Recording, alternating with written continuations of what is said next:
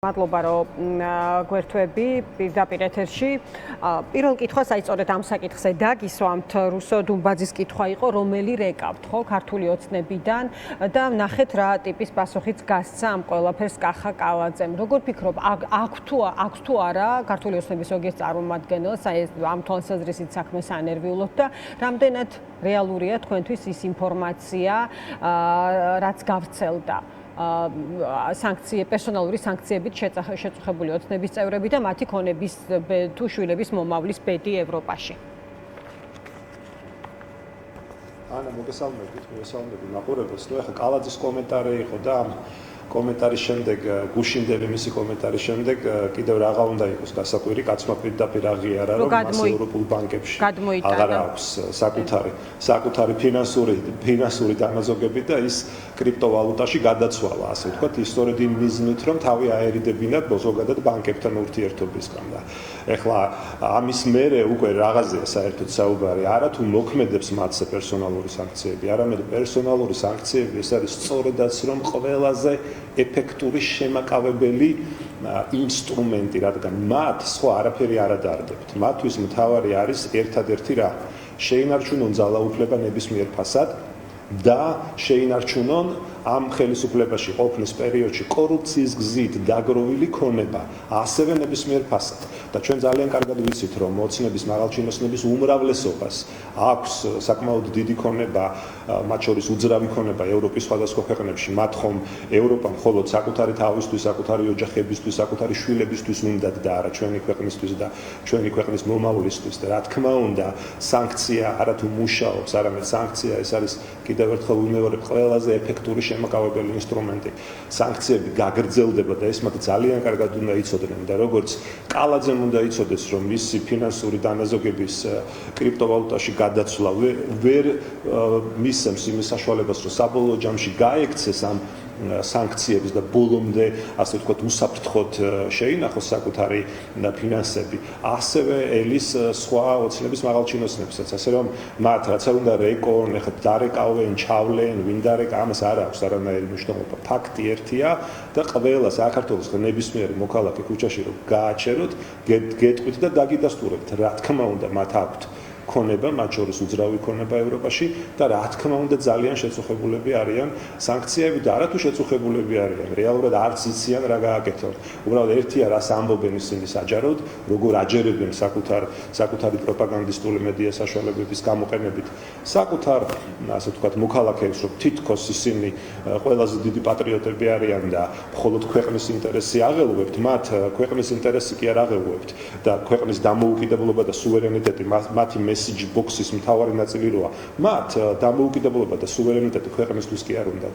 დამოუკიდებლობა და სუვერენიტეტი უნდათ საკუთარი თავისთვის. იმიტომ და იმ მიზნით, რომ დამოუკიდებლად და სუვერენულად გააგრძელონ ფულის მოპარვა.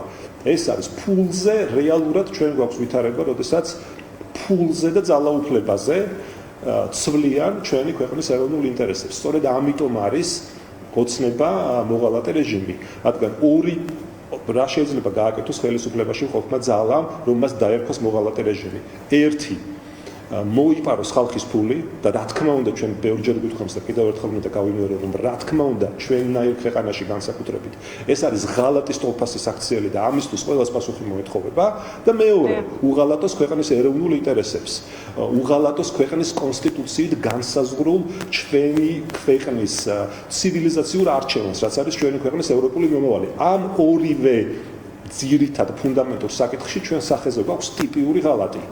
ტიპიური ღალატი და სწორედ ამიტომ არის ოცნება მოღალატე რეჟიმი და ამიტომ სწორედ მათ ამ მომრჩევლებს ჩვენ ყოველდღიურად უნდა ვესაუბროთ, ყველა პლატფორმა უნდა გამოვიყენოთ იმისთვის, რომ ის ადამიანები, რომლებიც დღეს ამ პროპაგანდისტული მედია საშუალებების გავლენის ქვეშ არიან, რომ ჩვენ ხშირად გვისაუბრია და გვიტყვევს, რომ ოცნება ჰიბრიდულ ომს აწარმოებს საკუთარი მოქალაქეების წინააღმდეგ, ყოველდღიურად აფსელებენ უზარმაზარი რაოდენობის ტყუილებს, რასაც თვითონ აშავებენ და აფუჭებენ, სხვას აბრალებენ და აი ამ სწორედ თითქოს დამოუკიდებლობით და პატრიოტიზმით შეფუთულები, რომ თითქოს რადგან ისინი ასეთი პატრიოტები არიან და თურმე ასე უყვართ საკუთარი ქვეყანა, თურმე ისინი მზად არიან სანქციებიც კი მოითმინონ და აიტანონ. დიდი ბოდიში, მაგრამ აღარ გავა ეს. ჩვენ აქტიურად გადავდივართ სწორედ ამ პროპაგანდის დანგრევაზე, გიორგი, სხვათა შორის დღეს გზავნილი არის მხოლოდ და მხოლოდ ტყუილი. სხვათა შორის დღეს დავით ულიანის კომენტარი იყო, რომელიც ასეთ რაღაცას ამბობდა, რომ შეიძლებაო ვინმე მოითხოვდეს უსამართლო სანქციების გასწორებას, რაც ლეგიტიმურია. თქვათ ისეთი რადიკალური პათოსის არ არის, ხო, როგორც კალაძის განმარტება, რომ ეს ძალიან დიდი სისულელეა, რომ ვინმე რეკავს და მისი ქონების ან შვილების, თქვათ, მომავლის საკითხით ინტერესდება კონკრეტულად ევროპაში. ეს მიუთითებს რაზე?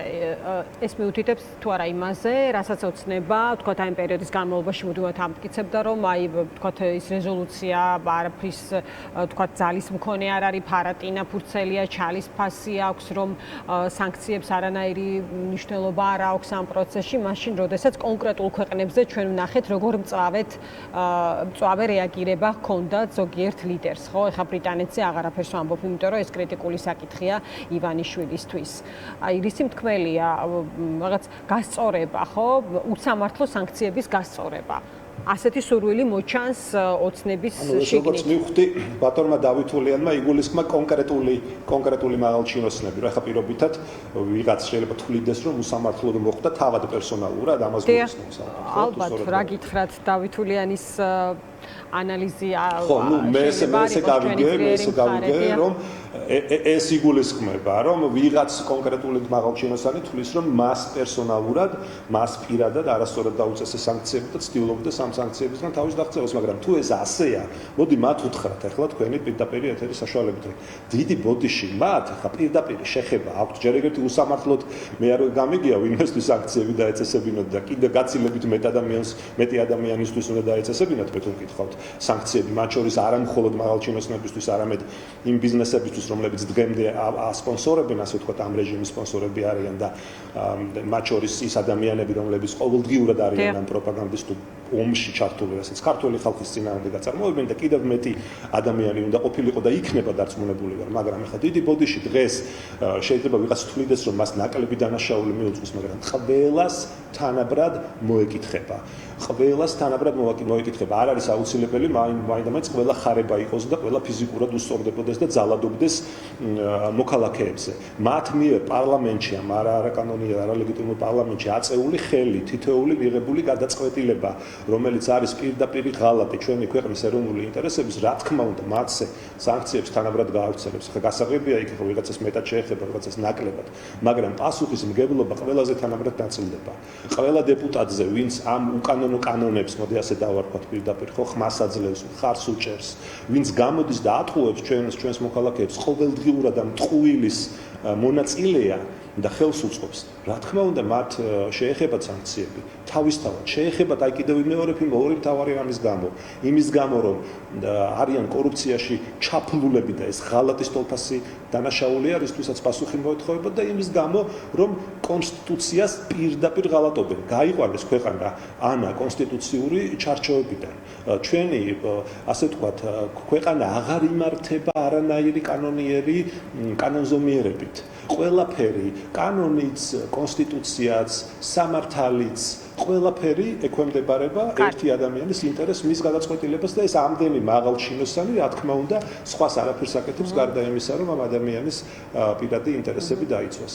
კარგი, და გიორგი, ერთი კითხვა მექნება თქვენთან, აი არჩევნებში მონაწილეობა არ მონაწილეობის საკითხზე, ცოტა იშვიათად მოსახელთებელი პოლიტიკური ჯგუფი ხართ, ამიტომ ვისარგებლებ და კითხავთ ზურაბიშვილის გუშინდელი ბრიფინგის გათვალისწინებით, რაზეც მან ილაპარაკა, თქვა რომ აირია ვითარება, რომ სიცხადე უნდა შეეტანა, მისი მიზანი იყო სწორედ აი ამ განცხადების, რომ სიცხადე შეეტანა მის პოზიციასთან დაკავშირებით ამ პროცესში და თქვა რომ არჩევნებში მონაწილეობა მისთვის გასაკვირი და გაუგებარია. თქვენი ჯგუფის შეფასება რა არის იმ განმარტებიდან გამომდინარე, რომელიც ჰქონდა საკითხზე მეხუთე პრეზიდენტს, რა სიტყვით? ანა პირველ რიგში ვერ დაგეთანხმებით, რომ ძნელად მოსახელთებელი ჯგუფი ვარ. ეს ჩემი სუბიექტური აზრია, კი ბატონო. თქვენს კი ბატონო, თქვენს მედიასთან არანაირი პრობლემა არ გვაქვს, ჩვენ ყოველდღიურად ხვდებით მედიას ჩვენი პარტიის ოფისში და ახლაც მინდა ამ ეთერის საშუალებით დაგპატიჟოთ ყოველ დილით ჩვენ გვაქვს მედია ბრიფინგები და ასე რომ ნებისმიერ დროს ხართ, ასე ვთქვათ, ჩვენთან მოწვეული, ისე როგორც ჩვენ ვართ მზად ნებისმიერ თქვენს ეთერში მივიღოთ მონაწილეობა. რაც შეეხება ამ კითხვას, ну, მოდი ასე ვთქვათ, ჩვენ ვილაპარაკებთ ახლა ჩვენი პოლიტიკური ძალის გადაწყვეტილებაზე და კიდევ ერთხელ მინდა აი თქვენი ეთერის საშუალებით აუხსნე ჩვენს მოქალაქეებს. ჩვენ დაახლოებით 2 თვეა უკვე ყოველდღიურად ძალიან მკაფიოდ ვამბობთ, რომ ჩვენ ვემზადებით ნებისმიერი შემდეგი არჩევნებისთვის, ეს იქნება ადგილობრივი თვითმმართველობის არჩევნები თუ საპარლამენტო არჩევნები.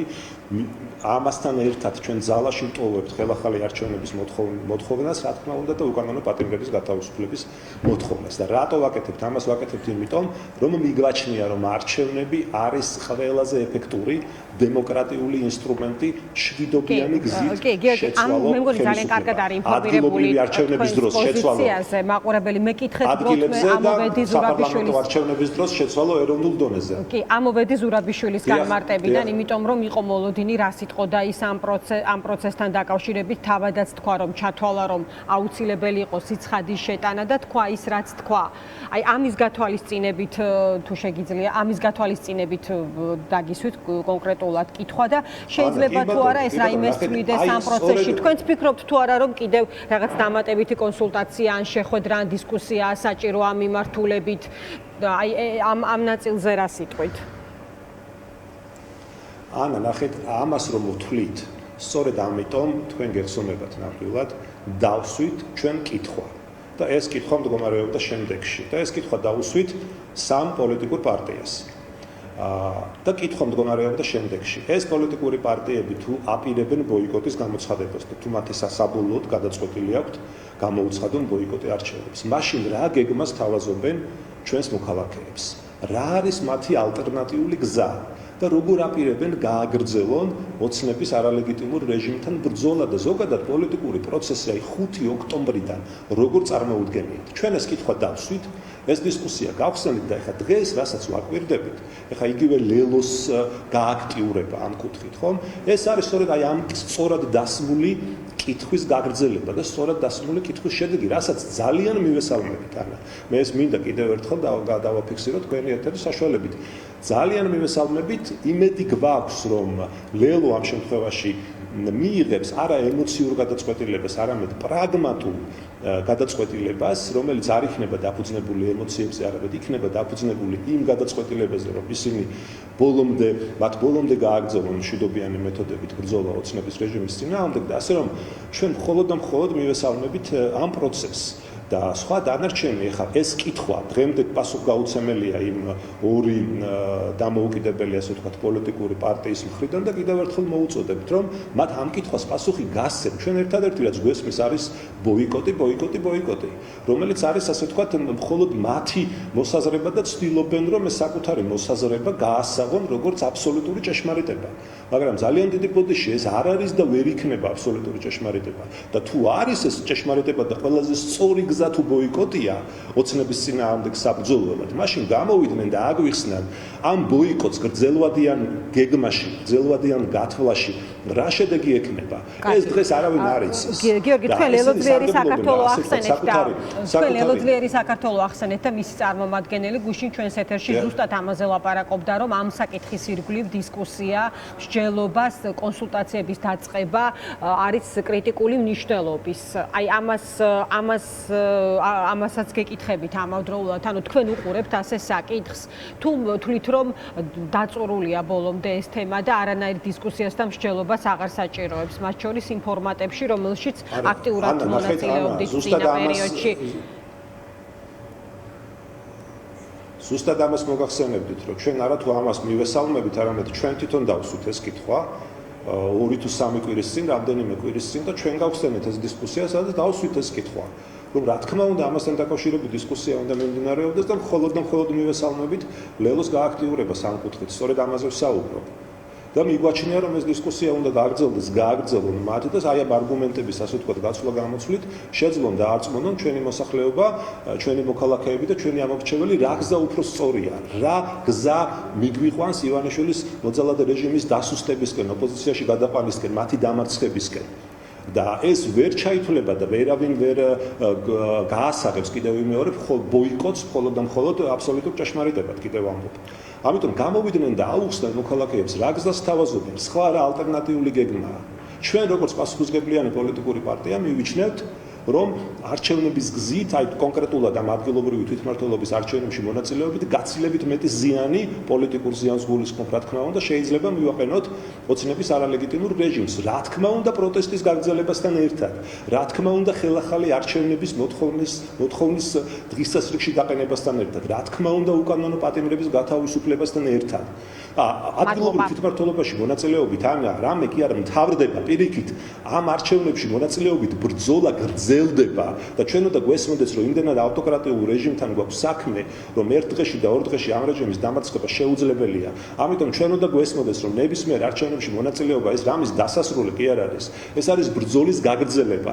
ჩვენთვის ეს არჩევნებიც მათ შორის არის ბრძოლის ველი და ამ ბრძოლიდან გაქცევას და ჩვენი მოქალაქეების მიტოვებას და მარტო დატოვებას ოცნებასთან პირისპირ ნამდვილად არ ვაპირებთ. დიდი მადლობა გიორგი, დაგემშვიდობები, აი იმ და სხვა კითხვებით ახლა რომელიც თქვენ გქონდათ, ჩვენ დავბრუნდებით რეკლამის შემდეგ.